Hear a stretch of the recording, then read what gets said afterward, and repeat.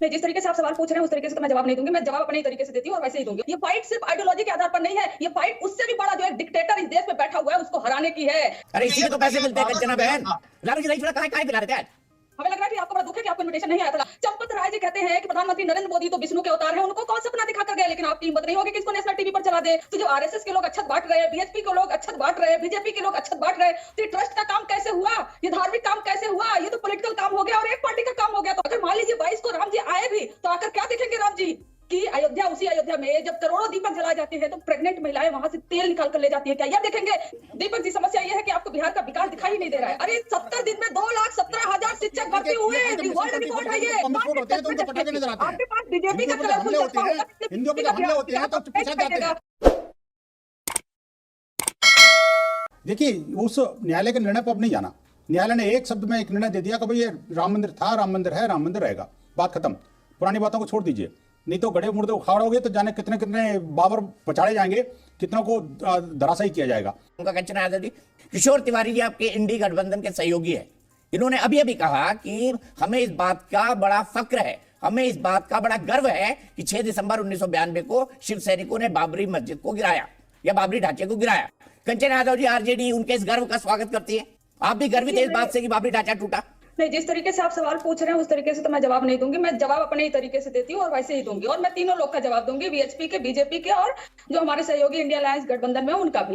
एक बात बड़ा अच्छा बीएचपी के प्रवक्ता जी ने कहा कि गड़े मुर्दे क्यों उखाड़ रहे हो। अरे सबसे पहले तीनों इन्हें बताना चाहिए कि इन्होंने क्यों शुरू किया गड़े मुर्दे उखाड़ना। और ये दोबारा कहते हैं कि हम गुलामी के प्रतीकों को मिटाना चाहते हैं। तो गुलामी का प्रतीक, अरे देश तो गुलामी से आजाद 1947 में ही हो गया था, आप किस प्रतीक की बात कर रहे हो? और ऐसा नहीं है कि इंडिया एक अकेला देश था जो गुलाम था, बहुत सारे देश थे जो गुलाम थे, लेकिन किसी भी देश में इस तरीके का नहीं पॉलिटिक्स हो रहा है जैसे हमारे इंडिया में हो रहा है, और जो दुनिया का सबसे बड़ा लोकतंत्र है। और रही बात हमारे जो सहयोगी इंडिया अलायंस के, उन्होंने जो कहा, उनका पार्टी का जो अस्तित्व था, जो शुरुआत था, वो हिंदुत्व से था। उन्होंने आज भी वो खुलकर कह रहे हैं, तभी वो खुलकर कह रहे हैं कि हम जो किए तब भी गर्व था, आज भी गर्व है। देखिए, उन्हें गर्व है, उनकी पार्टी का आइडियोलॉजी है, तो हमें इस चीज से क्यों एतराज होगा? और रही बात, अरे बाबरी मस्जिद, बाबरी ढांचे को गिराने की गर्व की बात करने वाली कंचना यादव जी, क्या ये बात जो आपने कही है उनकी आइडियोलॉजी है? हम हमें क्या उससे, क्या ये बात कह सकती है एक आम सभा में 2024 के चुनाव में कि शिवसेना जो कह रही सही कही है और हम सब कोई बात नहीं, हम हमारे साथ है, सब ठीक है, उनको गर्व है, कोई बात नहीं। और आप बताइए कि जब आज ये लोग कहते हैं, शिवसेना गुट जब बोलता है कि हमें वो क्रेडिट दो, तो भारतीय जनता पार्टी क्यों इन्हें नहीं क्रेडिट देती है? सारी क्रेडिट क्यों बीएचपी ले लेती है और बीजेपी ले लेती है? और रही बात, ये इंडिया अलायंस के पार्ट है और इंडिया अलायंस की सारी पार्टियों का अलग अलग आइडियोलॉजी है। ये फाइट सिर्फ आइडियोलॉजी के आधार पर नहीं है, ये फाइट उससे भी बड़ा जो एक डिक्टेटर इस देश में बैठा हुआ है उसको हराने की है। ये लोग गुलामी के प्रतीक की बात करते हैं और खुद तो गड़े मुर्दे उठा कर लेकर आ रहे हैं। धार्मिक काम एक लोकतंत्र में बैठा हुआ जो व्यक्ति है प्रधानमंत्री, वो कर रहा है, इससे बड़ा क्या खेद हो सकता है? जी, लालू जी दही चूड़ा काहे खिला रहे थे आज? लालू जी दही चूड़ा काहे खिला रहे थे आज? हमें लग रहा है कि आपको बड़ा दुख है कि आपको इनविटेशन नहीं आया था। लालू जी मेरे को तो हर साल आता है उनके घर से। कंचना जी भूल जाइए, आपको मेरे और लालू जी का संबंध पता नहीं है अभी। नहीं, आपको मेरे और लालू जी के संबंधों के बारे में कोई जानकारी नहीं। आपको इतना दुख नहीं होता सर? और ये मुझे कोई दुख नहीं, मैंने राबड़ी जी के हाथ का खूब खाना खाया है।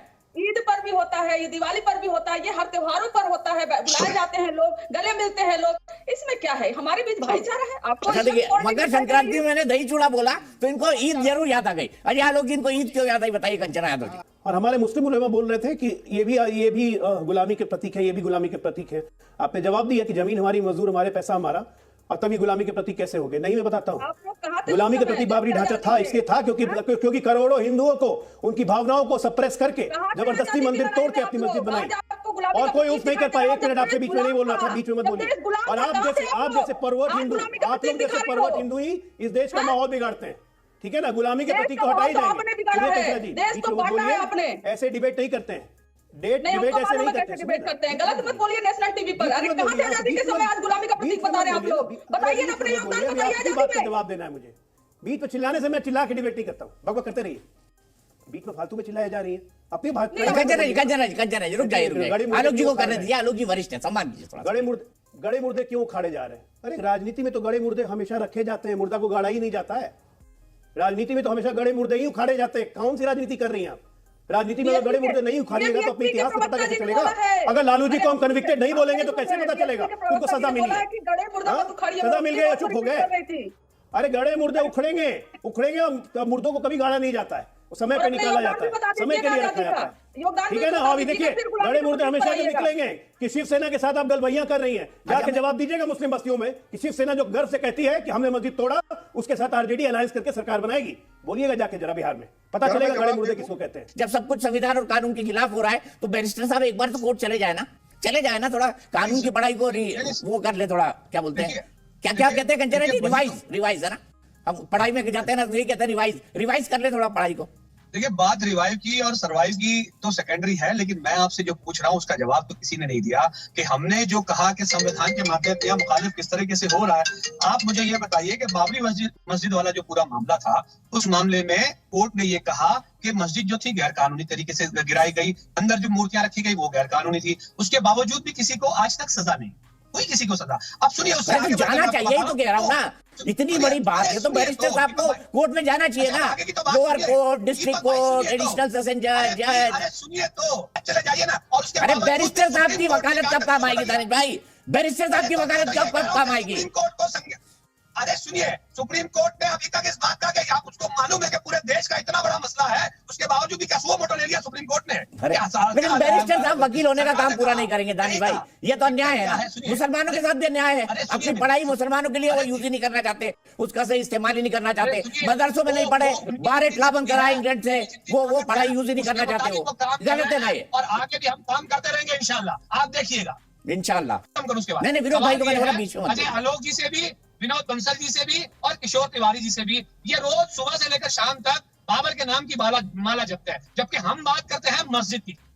अगर आपको मस्जिद से, आपको बाबर से प्रॉब्लम था तो उसका नाम कुछ कहते हैं, अब उसका नाम बदल देते। सुन लीजिए अब दिक्कत है क्या इनको दिक्कत है बाबर से, इनको दिक्कत खतरनाक था, देश विरोधी था।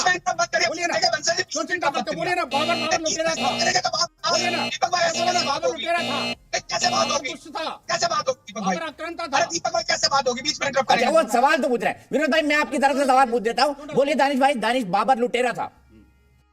अच्छा चलिए देखिए, एक मिनट के लिए इनके वर्ड मान लेते हैं कि बाबर लुटेरा था। अब सुनिएगा, दिल थाम के, अरे दिल थाम के सुनिएगा। अरे इसी के तो पैसे मिलते हैं कंचना बहन, अरे इसी के तो पैसे मिलते हैं कंचना बहन।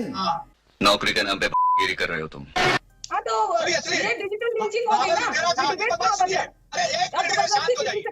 अरे आप ही के सहयोगी है दानिश भाई, आरजेडी के लोग। दीपक जी मुझे ये बताइए कि बाबर लुटेरा था और अल्लाह उपनिषद में अकबर को देव का दूत बताने वाला क्या दानिश कुरैशी था, बैरिस्टर सद्दुद्दीन ओवैसी साहब थे, कौन था बताइए तो इसकी जिसकी आप वो कर रहे थे, महिमा मंडन कर रहे थे, उस बाबर के पोते को और उसके वंशजों को तुमने सर पे बैठा के रखा।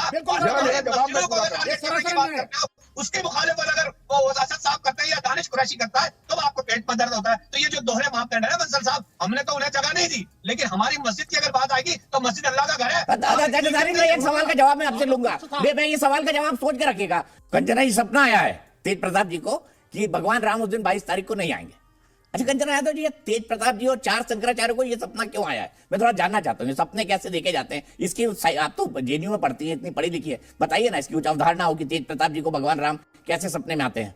कोई साधना करनी होती है इसके लिए, मैं भी करूं कि भगवान राम मुझे भी कभी सपने में दिख जाए। दीपक जी मैं 1 मिनट चाहूंगी इसके लिए पूरा। मुझे लगता है कि एक तरफा बयान दिखाना बहुत बेईमानी है और यहाँ पर आप बेईमानी कर रहे हैं, थोड़ा 2 तरफा भी बयान दिखाइए। मैं भी 2-3 बयान इस पर जोड़ देती हूँ। चंपत राय जी कहते हैं कि प्रधानमंत्री नरेंद्र मोदी तो विष्णु के अवतार है, उनको कौन सपना दिखा कर गए, लेकिन आपकी हिम्मत नहीं होगी कि इसको नेशनल टीवी पर चला दे क्योंकि वो आरजेडी से नहीं है। और दूसरा जो है नारायण राणे जो महाराष्ट्र से है, वो क्या कहते हैं कि शंकराचार्यों का क्या योगदान रहा है हिंदू धर्म में, लेकिन इस पर कोई बहस नहीं होगी क्योंकि वो आरजेडी से नहीं है। गिरिराज सिंह कहते हैं कि इंडिया ब्लॉक तो प्राण प्रतिष्ठा में अवरोध पैदा कर सकता है, ब्लास्ट करा सकता है, कुछ भी करा सकता है, लेकिन माफ करिएगा वो भी आरजेडी से नहीं है तो उनको कवरेज नहीं मिला नेशनल टीवी पर। और बात आती है फिर आप जब कहते हैं कि ये तो धार्मिक मुद्दा है, तो यही आरएसएस वाले कहते हैं कि हम अपने 5 लाख लोगों को अच्छत बांटने के लिए भेज रहे हैं। तो जब आरएसएस के लोग अच्छत बांट रहे हैं, बीएचपी के लोग अच्छत बांट रहे हैं, बीजेपी के लोग अच्छत बांट रहे हैं, तो ये ट्रस्ट का काम कैसे हुआ, ये धार्मिक काम कैसे हुआ, ये तो पॉलिटिकल काम हो गया और एक पार्टी का काम हो गया, तो हम वहां पर क्यों जाए। और रही बात सपना आने की, तो ये कहां पर है कि जो है कॉपीराइट है, सपना सिर्फ बीजेपी को आ सकता है और किसी को नहीं आ सकता है। क्या राम पर, क्या सपने पर अभी क्या लाई डिटेक्शन टेस्ट करवाएंगे क्या तेज प्रताप जी कि हाँ सपने में आए थे भगवान राम जी, इनका ये कॉपीराइट नहीं है। अगर मान लीजिए 22 को राम जी आए भी तो आकर क्या दिखेंगे राम जी, कि अयोध्या, उसी अयोध्या में जब करोड़ों दीपक जलाए जाते हैं तो प्रेग्नेंट महिलाएं वहां से तेल निकाल कर ले जाती हैं। क्या यह देखेंगे, क्या वो देखेंगे कि 69,000 जो शिक्षक भर्ती है उस पर महिलाओं को लाठी चार्ज होता है, IIT BHU में गैंग रेप हो जाता है एक लड़की का, क्या भगवान राम ये देखने आएंगे? इसलिए भगवान राम नहीं आएंगे, पाप में भगवान राम नहीं आते हैं। जहां सच्चा मन से, सच्ची श्रद्धा से, आस्था से उनको बुलाया जाता है वहां भगवान राम जी आते हैं। तो तेज प्रताप जी को कोई बीजेपी को कॉपीराइट तो नहीं है कि तेज प्रताप जी को सपना नहीं आ सकता है? उन्होंने अपनी बात कही, उनको सपना आया था। शाबाश बेटा, बहुत बढ़िया। कब अब तेज प्रताप जी को कभी रंजना सपना नहीं यादव आया, एक सांसद मिनट में आ रहा हूं बनेगी। आनंद जी, कभी उनको सपना नहीं आया कि बिहार का विकास कैसे करें? ना तेज प्रताप जी को आया, ना लालू जी को आया, ना राबड़ी जी को आया, ना नीतीश कुमार को आया। कभी सपना ही नहीं आया बिहार का विकास कैसे करें? बिहार की जो हालत है। दीपक जी, वाह बेटा, लगता है तुम गू खा के ही मानोगे। दीपक जी, समस्या यह है कि आपको बिहार का विकास दिखाई ही नहीं दे रहा है। अरे 70 दिन में 2,17,000 शिक्षक भर्ती हुए, वर्ल्ड रिकॉर्ड है ये, आपको तो दिखाई नहीं दे रहा है। 50,000 करोड़ का निवेश आ रहा है, आपको दिखाई नहीं दे रहा है। अस्पताल में जो है निरीक्षण कर रहे हैं, आपको दिखाई नहीं दे रहा है। आपके पास बीजेपी का कलरफुल चश्मा होगा, हिंदुओं पे हमले होते हैं तो चुपचाप जाते हैं, उल्टे हिंदुओं को मरवाते हैं। ये है इनका बिहार। हाँ भाई, कैसी लगी आगे स्वाद? अब बताइए मैं क्या करूंगा? एक बहुत सिंपल सी टिप आपके साथ शेयर करती हूँ। अपने हाथ को इस तरीके से रखिए। If you look at this from your side, आपका लेफ्ट हैंड आपको बी के जैसे दिखेगा और राइट हैंड आपको डी के जैसे दिखेगा। B and D. B for थोड़ी मदद रखिए। वे मैं तो तेरा मन पर